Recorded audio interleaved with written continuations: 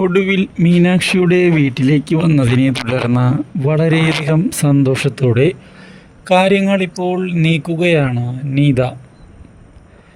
അവിടെ വെച്ച് നീതയോട് കൂടുതൽ പരിചയപ്പെടുന്നതിനായി മീനാക്ഷിയുടെ അച്ഛനും അമ്മയും ശ്രമിക്കുകയാണ്. മീനാക്ഷി ഈ കാര്യം ഇതുവരെ അറിഞ്ഞിട്ടില്ല എന്നതാണ് സത്യം.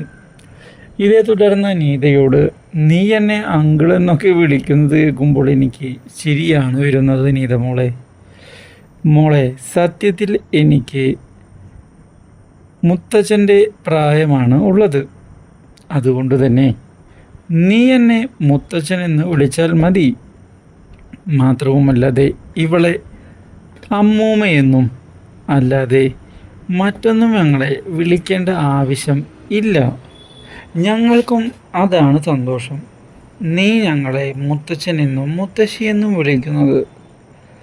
അതിനുള്ള പ്രായം ഞങ്ങൾക്കുണ്ട് എന്നത് തന്നെയാണ് സത്യം. നീ ഞങ്ങളുടെ കൊച്ചുമകൾ തന്നെയാണ്. ആ കാര്യത്തിൽ ഒരു സംശയവും വേണ്ട. എന്നാൽ ഞാൻ അങ്ങനെ സേവ് ചെയ്താലോ എൻ്റെ ഫോണിൽ? അതിനെന്താ, അമ്മൂമ്മ എന്ന് തന്നെ സേവ് ചെയ്യേ. ഇതോടെ നീത സന്തോഷത്തോടെ തൻ്റെ മൊബൈൽ പുറത്തെടുക്കുകയും അതിൽ ടൈപ്പ് ചെയ്ത് കയറ്റുകയും ചെയ്തിരിക്കുകയാണ് കാര്യങ്ങൾ. ഇതോടെ നല്ല രീതിയിൽ മുന്നിലേക്ക് പോകും എന്ന് അവളിപ്പോൾ കരുതുകയാണ്. നീത, എന്തായാലും പെട്ടെന്നൊന്നും പോകണ്ട കേട്ടോ. നിന്നെ ഞങ്ങൾക്ക് വളരെയധികം ഇഷ്ടമായിരിക്കുന്നു. പിന്നെ ഒരു കാര്യം പറയാം, നിനക്ക് ബോറടിക്കുന്നുണ്ട് എങ്കിൽ നീ ധൈര്യമായി ഇങ്ങോട്ട് വാ. മുത്തശ്ശനും മുത്തശ്ശിയും ഇവിടെയുണ്ടല്ലോ. ഞങ്ങളോട് സംസാരിച്ച് സമയം കളയാം. എന്തു പറയുന്നു? അല്ല, നിനക്ക് ബുദ്ധിമുട്ടില്ല എങ്കിൽ കേട്ടോ. അയ്യോ, എനിക്ക് സന്തോഷമേ ഉള്ളൂ, ഒരു ബുദ്ധിമുട്ടുമില്ല. ഞാൻ എന്തായാലും വരും.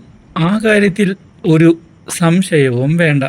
ഇത് കേട്ടതോടെ സന്തോഷിക്കുകയാണ് മീനാക്ഷിയുടെ അച്ഛൻ. എന്നാൽ മീനാക്ഷിയുടെ അമ്മയാകട്ടെ, അല്ല നീത മോളെ, വീട്ടിലേക്ക് വന്നിട്ട് ഒന്നും കഴിക്കാതെ പോകാൻ ഞങ്ങൾ സമ്മതിക്കുകയില്ല. അയ്യോ, ഒന്നും വേണ്ട എന്നതാണ് സത്യം. അങ്ങനെയല്ല, നീ ഇവിടെ നിന്ന് വയറ് നിറച്ച് ഭക്ഷണം കഴിച്ചിട്ട് പോയാൽ മതി. എൻ്റെ കൊച്ചുമകൾക്ക് ഭക്ഷണം കൊടുത്തില്ല എങ്കിൽ പിന്നെ ഞാൻ ആർക്ക് ഭക്ഷണം കൊടുക്കാനാ? അതുകൊണ്ട് തന്നെ നീങ്ങുവാ. ഭക്ഷണം കഴിക്കാതെ മടി പിടിച്ചിരിക്കാമെന്നൊന്നും നീ കരുതണ്ട. നല്ല അടി വെച്ച് തരും ഞങ്ങൾ. പറഞ്ഞില്ലെന്ന് വേണ്ട, വാ ഇങ്ങോട്ട് എന്ന് പറഞ്ഞ് കൊണ്ടുപോവുകയാണ് മീനാക്ഷിയുടെ അമ്മ. മാത്രവുമല്ല, ഇതോടെ മീനാക്ഷിയുടെ അച്ഛൻ, ദേ നീത മോൾക്ക് ഈ പരിസരമെല്ലാം ഒന്ന് പറഞ്ഞ് മനസ്സിലാക്കി കൊടുക്ക്. അവളെല്ലാം കണ്ട് പഠിക്കട്ടെ. ആ ശരി. ഇതും പറഞ്ഞ് നീതയെയും കൂട്ടിക്കൊണ്ട് പോവുകയാണ്. ഇതേ തുടർന്ന് കാര്യങ്ങളെല്ലാം പറഞ്ഞ് മനസ്സിലാക്കി കൊടുക്കുകയാണ് ഇപ്പോൾ നീതയ്ക്ക്. പക്ഷേ അപ്പോഴും മീനാക്ഷിയെക്കുറിച്ചുള്ള വിവരങ്ങൾ അവർ ഇതുവരെ തുറന്ന് പറഞ്ഞിരുന്നില്ല എന്നതായിരുന്നു മറ്റൊരു ട്വിസ്റ്റ്. ഈ കാര്യമൊന്നും അറിയാതെ മീനാക്ഷി ഇപ്പോൾ മുന്നിലേക്ക് പോവുകയാണ്. ഇതിനിടയിലാണ് മീനാക്ഷിയുടെ സഹോദരി വരുന്നത്. അവിടെ വെച്ച് തൻ്റെ അച്ഛനും അമ്മയും ഇപ്പോൾ നീതയോട് കാണിക്കുന്ന സ്നേഹം കണ്ട് ഞെട്ടിപ്പോവുകയാണ് അവൾ. ഒരിക്കലും ഇങ്ങനെയൊരു വഴിത്തിരിവ് പ്രതീക്ഷിച്ചതല്ല. എന്തുകൊണ്ടായിരിക്കും ഇങ്ങനെയൊക്കെ സംഭവിച്ചത് എന്ന് ആലോചിക്കുകയാണ് ഇപ്പോൾ അവൾ. അല്ല, എന്താ ഇപ്പോൾ അങ്ങനെ തോന്നാൻ? ഈ കുട്ടിയോട് പ്രത്യേക ഒരു സ്നേഹം? അങ്ങനെയൊന്നുമില്ല.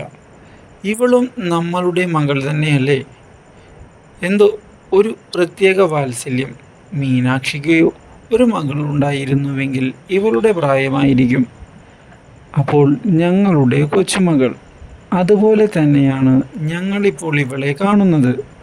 അതിലൊരു മാറ്റവും ഇല്ല. ഇത് കേട്ടതോടെ ഞെട്ടി നിൽക്കുകയാണ് ഇപ്പോൾ മീനാക്ഷിയുടെ സഹോദരി. മാത്രവുമല്ല, ഇതേ തുടർന്ന് നീതയെ പരിചയപ്പെടുത്തി കൊടുക്കുകയാണ് മീനാക്ഷിയുടെ അച്ഛൻ. ഇത് ഞങ്ങളുടെ ഇളയ മകളാണ്, ഇപ്പോൾ ജോലി ചെയ്യുകയാണ്. ഇതോടെ നീത അവളെയും പരിചയപ്പെടുന്നു. ഞങ്ങളുടെ മൂത്ത മകളുണ്ട്, അവൾ ഇപ്പോൾ ഇവിടെയില്ല, അടുത്ത വട്ടം വരുമ്പോൾ നിന്നെ എന്തായാലും പരിചയപ്പെടുത്തി തരും എന്നുള്ള ഉറപ്പ് നൽകുകയും ചെയ്തതോടെ ഒടുവിൽ നീത കാത്തിരുന്ന ആ കണ്ടുമുട്ടൽ ഒടുവിൽ വന്ന് സംഭവിക്കുകയാണ്. കൂടുതൽ അപ്ഡേറ്റ്സിനായി ചാനൽ മറക്കാതെ സബ്സ്ക്രൈബ് ചെയ്യുക.